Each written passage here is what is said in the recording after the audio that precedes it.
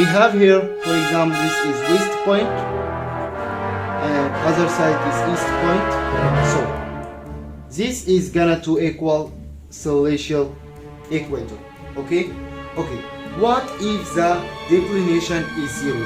That's meaning the heavenly body is gonna to be here on this circle and celestial sphere because it is equal 0. So that's meaning here when the heavenly body gonna to be rise from this point, rising, and it gonna to set from this point, setting. Fine.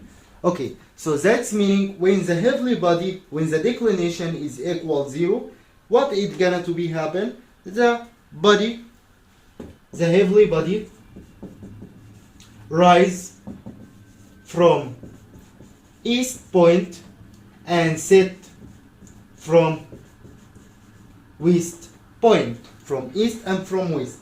Okay, and also rising gonna to equal setting.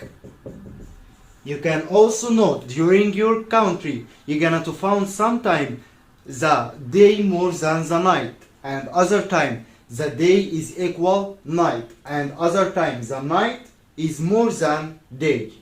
Okay, so that is happening. Why? Because the declination of the sun is variable and change every 1 hour. Fine.